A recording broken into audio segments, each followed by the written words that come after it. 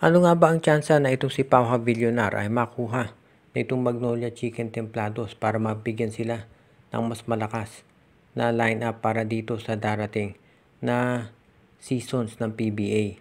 Alam natin na itong si Pau Villonar ay hindi maglalaro ngayong season na to dahil nagkaroon siya ng commitment sa letra na tatapusin muna doon. So next year pa maglalaro o next season maglalaro si Pau Villonar. Pero ang Magnolia syempre ang tinitignan niyan ay yung future ng kanilang prangkisa. At kung sakaling makuha nila ito si Pau Villonar, aba ang laking bagay niyan para dito sa Magnolia Chicken Templados. Dahil ito si Villonar ay isang rebounder at scorer. Double-double palagi ang laro niya sa koleyo at inaasahan nga ng marami na ganyan din kaganda ang magiging performance niya pagdating dito sa sabihin na natin semifinal o sa playoffs, sa eliminations, regardless kung anong panahon pa pagdating dito sa PBA. Dahil kahit yan magiging rookie, sabihin na natin na marami na eksperyensya at sabi nga nung iba, mataas ang basketball IQ kaya bagay na bagay yan sa Magnolia. Ang rights ni Villonar, of course, nasa Converge FiberXS dahil Converge ang nag-draft sa kanya. Pero pwede namang magkaroon ng trade itong Converge at Magnolia. Tandaan natin, gumawa na yun ng trade dati kung saan napunta nga sa Magnolia ito si Abu Tratter. Kaya sa tingin ko, pwedeng makuha ng Magnolia itong si Pau Villonar, lalo na at marami naman silang pwedeng may offer kapalit dito sa Converge. Ang alas kasi ng Magnolia ay nasa kanila si Calvin Abueva, yung player na talagang gustong makuha ng FiberXers. Kung sakasakali na talagang gusto ng Converge ito si Abueva, pwedeng hilingin kapalit nitong Magnolia si Pau Villonar. Baka maisama pa ng Magnolia dyan sa trade na yan ito si Jeric Balanza, or kung ayaw na ng Converge since galing dyan si Balanza, isama nila isang first round draft pick yan. Malamang tatanggapin ng Converge yan. So Calvin Abueva plus first round draft pick para dito kay Pau Villonar.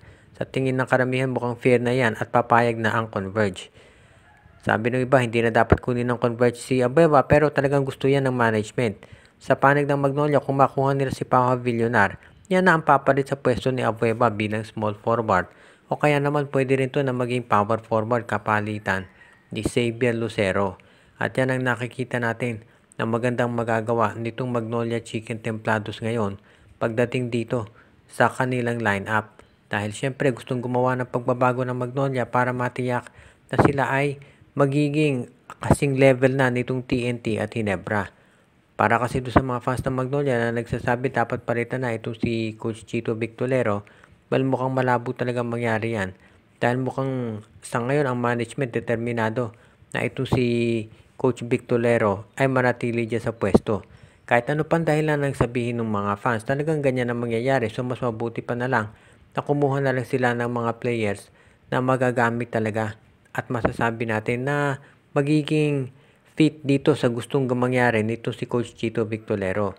Yan si Pau Villonar, yan yung tipong player na talagang mapapakinabangan nila dahil ito yung talagang kaya maglaro ng physical.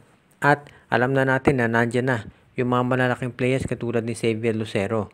So kung ako Magnolia, willing ka dapat maghintay ng actually 2 conferences na lamang itong Commissioner's Cup at Philippine Cup. Pagkatapos yan, pwede na maglaro si Pau Villonar. Kaya sa tingin ko yan ang dapat gawin ng Magnolia. Dapat willing na silang i-treat si Abueva at yung first round draft pick nila para makuha ito si Pau Villonar dahil magiging malaking bagay yan para dito sa lineup ng Magnolia Chicken Templados. At sa tingin ko yan ang gagawin talaga nila para masiguro na sila ay magkakaroon ng malaking tsansa na manalo.